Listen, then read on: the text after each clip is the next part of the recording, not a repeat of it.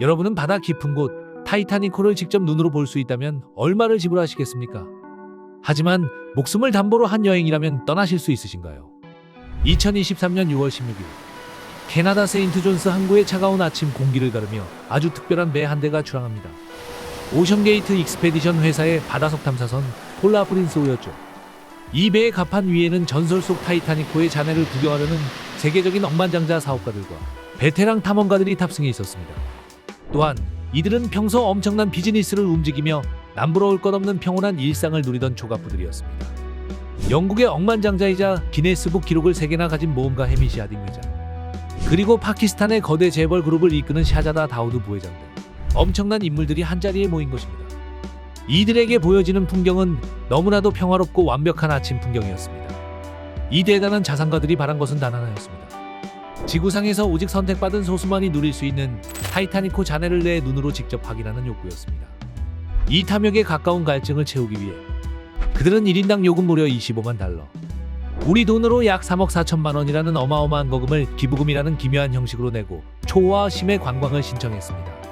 사실 타이타닉호 잔해는 110년이 넘는 세월 동안 심해에 가라앉아 있어 철을 갉아먹는 박테리아 때문에 향후 10년 뒤면 형체도 없이 완전히 사라질 운명이었습니다.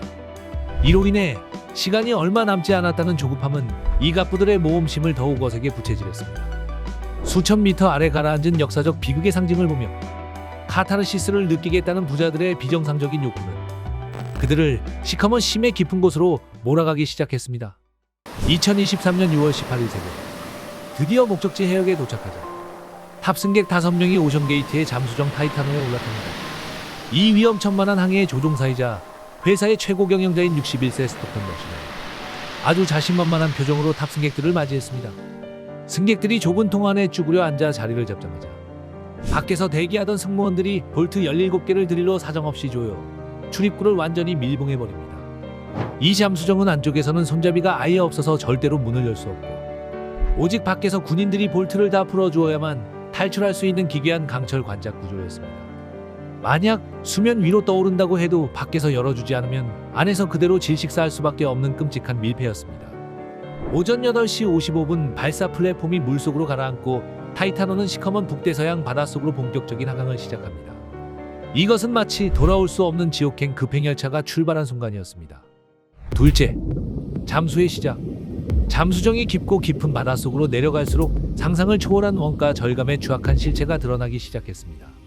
러시 CEO는 안전규제와 인증은 혁신을 가로막을 뿐이라며 정식 안전검사를 대놓고 무시했던 지독한 독불 장군이었습니다.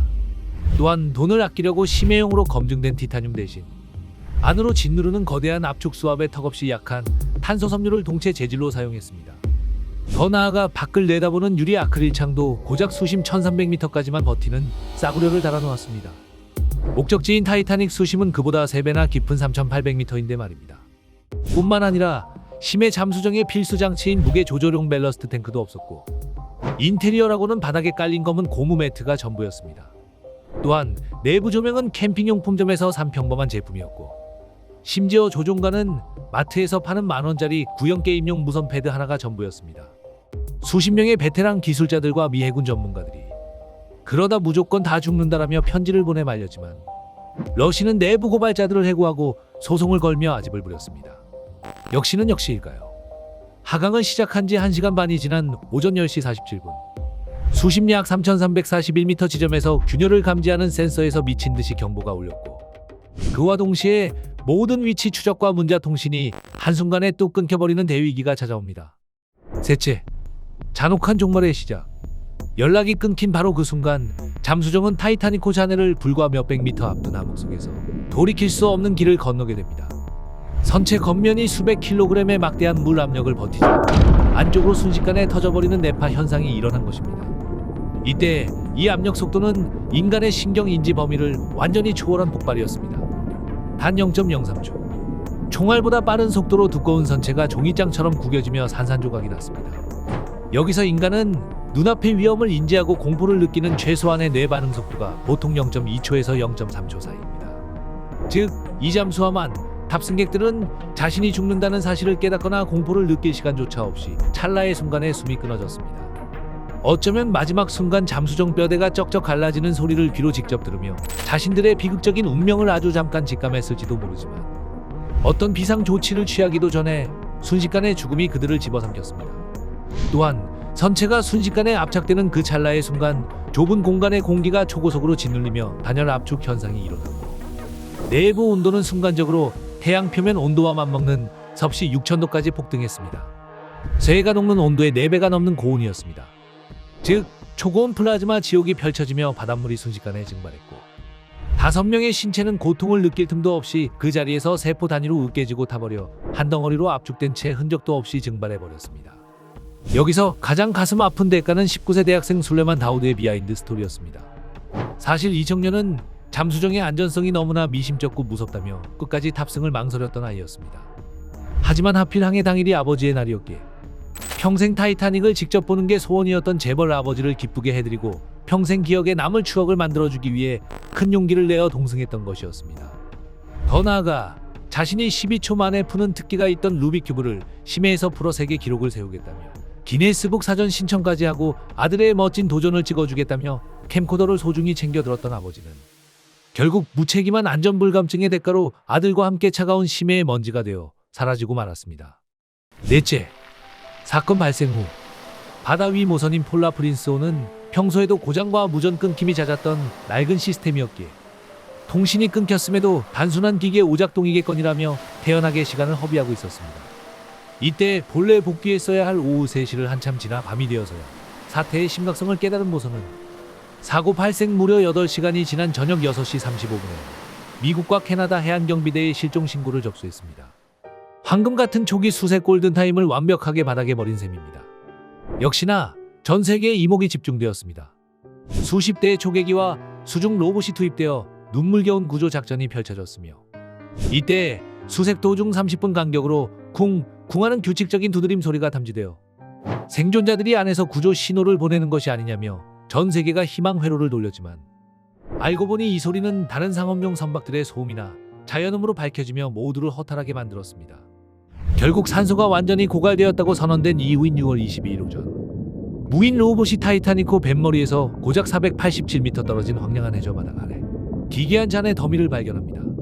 찢겨나간 탄소 섬유, 원통 파편과 찌그러진 티타늄 마개가 마치 무덤처럼 흩어져 있었습니다. 인간의 오만이 만든 최종 종착지가 결국 처참한 심해의 화장터가 되어 지상으로 인양된 것입니다. 이 사건은 한 눈먼 CEO의 독성과 나태함이 부른 명백한 인재였습니다. 나이든 전문가는 창의적이지 못하다라며 수십 년 노하우를 가진 퇴역 해군 베테랑 기술자들을 단지 늙었다는 이유로 배제하고 비용을 아끼려고 규격에 맞지도 않는 부품을 이어붙인 무책임한 대가는 오션게이트 회사의 전면 파산과 무고한 승객들의 목숨으로 끝이 났습니다. 유가족들이 청문회를 통해 요구한 거액의 소송 배상금 앞에 회사는 형체도 없이 공중분해되었습니다.